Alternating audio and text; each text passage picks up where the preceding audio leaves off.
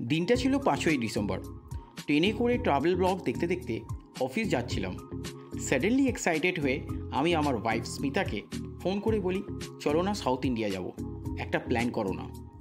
কিন্তু সত্যি বলতে আমি ভেবেছিলাম স্মিতা আমার কথাকে ইগনোর করবে, কারণ সাউথ ইন্ডিয়া মানেই হচ্ছে 10 থেকে 15 দিনের প্ল্যান, আর প্রাইভেট কোম্পানিতে কাজ করলে এত ছুটি কোথায়। সন্ধেবেলা বাড়িতে ফিরে দেখি স্মিতা আমাকে বলছে, প্ল্যান রেডি। আমি আজকে সারা দিন ধরে প্ল্যান রেডি করেছি। প্ল্যানটা এত সুন্দরভাবে সাজানো হয়েছিল যে লাস্ট অবধি আমি প্ল্যানটা ক্যান্সেল করতে পারিনি। টাইম সেভ করার জন্য আমরা প্ল্যান করলাম ফ্লাইটে যাব এবং ফ্লাইটেই আসবো। এই 10 দিনের প্ল্যানে আমরা ঘুরেছিলাম Bangalore to Pondicherry to Ooty to Kanyakumari and Rameswaram. লাস্টে মাদুরাই থেকে আমরা ফ্লাইট নিয়ে ব্যাক করেছিলাম। তো এবার রেডি থাকুন আমাদের সাথে সাউথ ইন্ডিয়া ভার্চুয়ালি ঘোরার জন্য। Trip to South India. তো ফাইনালি আমাদের লাগেজ রেডি হয়ে গেছে। এবার হচ্ছে আমরা যাব, ক্যাব বুক করে ফ্লাইট নেব। আর আমাদের খারাপ লাগছে এর জন্য, এই জানেও না, এখন বুঝতেও পারছে না, এক্সাইটেড আছে যে আমাদের সাথে যাবে। বাবা আমাদের সাথে যাবে বাবা?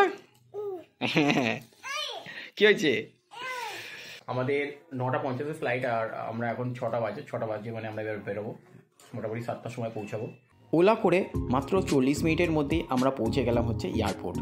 রাস্তায় অল্প অল্প বৃষ্টিও পড়ছিল। তো এখন বাজে হচ্ছে 6:45, আর আমরা অলরেডি পৌঁছে গেছি। আর আমাদের ফ্লাইট হচ্ছে 9:45। আমাদের ছিল আকাশার ফ্লাইট, তাই টাইম মতো লাগেজ ডিপোজিট করে সিকিউরিটি চেকিং করে আমরা ঢুকলাম এয়ারপোর্টে। এরই মধ্যে আমাদের খিদেও পেয়ে গেছিলো। তো এবার আমরা লঞ্চে যাচ্ছি, কিছু যদি খাওয়া দাওয়া করতে পারি ওখানে। কিন্তু আমার কাছে ক্রেডিট কার্ড থাকার দরুন মাত্র 2 টাকার বিনিময়ে আমরা এয়ারপোর্টে লাউঞ্জ অ্যাক্সেস করতে পেরেছিলাম। লাউঞ্জে veg, nonveg, soup, beverage, coffee এবং ফ্রুটস আইটেমে ভর্তি ছিল। খাওয়া দাওয়া কোনো রকমই অসুবিধা হয়নি সেদিন, আর এগুলোর জন্য কোনো রকম এক্সট্রা পেমেন্ট করতে হয়নি আমাদের দুজনকে। এখান থেকে আমাদের চেকিং হয়েছে আকাশা এয়ারলাইন্স এটা, আর আমরা এখানে আছি। তো ভাই লাউঞ্জ থেকে আমরা খাওয়া দাওয়া করে নিলাম। এবার আমাদের বোর্ডিং স্টার্ট হবে, বাট এখন আমাদের কাছে হাফ অ্যান আওয়ার আছে, তো আমরা তাই জন্য এখানেই ওয়েট করছি। তো আমাদের বোর্ডিং চালু হয়ে গেছে, আমাদের যেতে হবে 21 নম্বর গেটে। তবে ফ্লাইটে করে ট্রাভেল করা আমার ফার্স্ট টাইম, তাই এক্সাইটমেন্টের সাথে সাথে ভয়ও আমার লাগছিল খুব।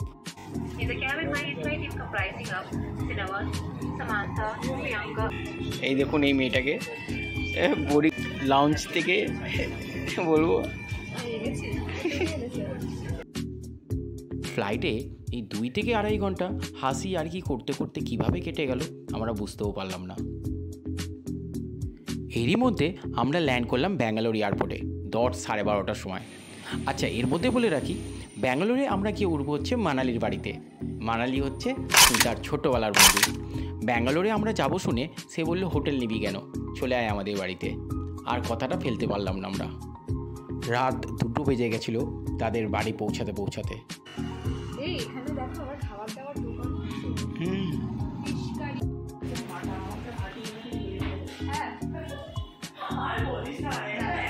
তো এটা হচ্ছে মানালির ঘর, আর এটা হচ্ছে মানালি। বন্ধু হিসাবে গেলেও অতিথি আপ্যায়নে কিছু খামতি রাখেনি তারা, নিজের হাতে বানানো খাবার খাইয়েছিল আমাদেরকে। যাই হোক, সকাল সকাল আমরা বেরিয়ে পড়েছিলাম একটা মন্দির দর্শন করতে। সেখানে গিয়ে ডাব খেয়েছিলাম। আমরা 4 জনে মিলে অনেকটা কোয়ালিটি টাইম স্পেন্ড করেছিলাম।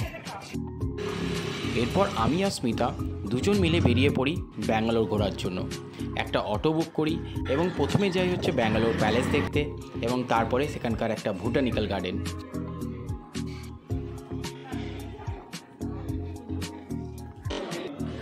এই প্যালেসে ঢোকার জন্য 240 টাকা করে পার হেড এন্ট্রি ফিস নিয়েছিল আমাদের থেকে। তবে ক্যামেরাও অ্যালাউ ছিল না এর ভেতরে, কিন্তু লুকিয়ে চুরিয়ে আমি মোবাইলের ক্যামেরা দিয়ে কিছু রেকর্ড করেছিলাম, সেটাই আপনাদের সামনে দেখাচ্ছি।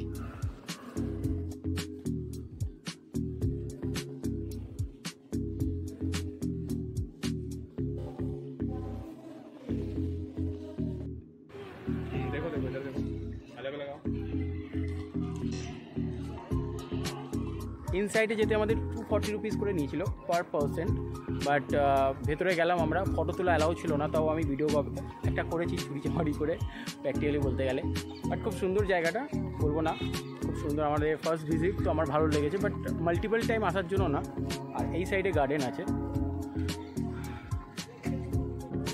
তো নেক্সট আমরা যাব হচ্ছে বোটানিক্যাল গার্ডেন। ব্যাঙ্গালোর প্যালেস থেকে অটো করে বোটানিক্যাল গার্ডেন যাওয়ার সময় আমরা দেখতে পাই এখানকার পার্লামেন্ট।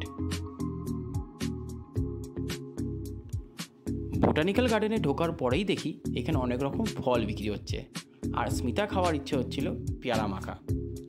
তো পেয়ারা মাখা খেতে খেতেই আমরা দেখতে শুরু করি এই গার্ডেনটা। বোটানিক্যাল গার্ডেনে ঢোকার সময় আমাদের বলে দেওয়া হয় যে এখানে ভিডিও ক্যামেরা অ্যালাউ নেই। গ্লাস হাউসে ঢুকে আমরা বুঝতে পারি যে কেন এই কথা বলা হয়েছিল। তখন চলছিল ফুলের এক্সিবিশন।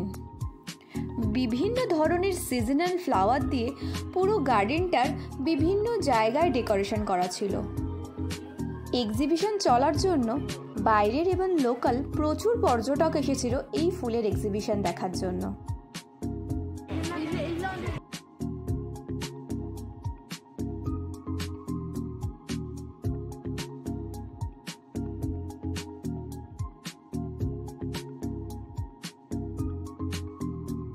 এবার বুঝতে পারলাম ফুলের এক্সিবিশন চলছে, তার জন্যই হয়তো আমাদের ক্যামেরা অ্যালাউ করেনি। আমরা ফোন থেকে তুলতে পারি, বাট ক্যামেরা অ্যালাউ। এক্সিবিশনের সাথে সাথে এখানে বিভিন্ন ধরনের ফুল গাছ বিক্রিও হচ্ছিল এবং সেগুলো মানুষ কিনেও নিয়ে যাচ্ছিল গাড়িতে। এই গার্ডেনটা ঘুরতে গেলে মোটামুটি একদিন লেগে যাবে, এটা আমরা খুব কম টাইমের জন্য এসেছি। যে এক্সপিরিয়েন্সটা হয়েছে সেটা সত্যি অসাধারণ। ফুলেদের এক্সিবিশন দেখলাম আমরা গ্লাস হাউসের ভেতরে এবং বাইরেও। এটা হচ্ছে একটা লেক। তো ব্যাঙ্গালোরে প্রথম দিনটা আমরা এইভাবেই কাটিয়েছিলাম। এরপরে টাইম ছিল বাড়ি ফেরার, কেন রাতে ট্রেন ছিল পন্ডিচেরি যাওয়ার। এর পরের ব্লগে আমরা দেখাবো যে পন্ডিচেরিতে আমরা কোথায় ছিলাম, কোথায় কোথায় ঘুরেছি এবং কী কী খেয়েছি। খুব এনজয় করেছিলাম পন্ডিচেরিতে। তো ওই ব্লগ দেখার জন্য প্লিজ আমার চ্যানেলকে সাবস্ক্রাইব করে রাখুন, আর ভিডিও ভালো লাগলে লাইক করতে ভুলবেন না।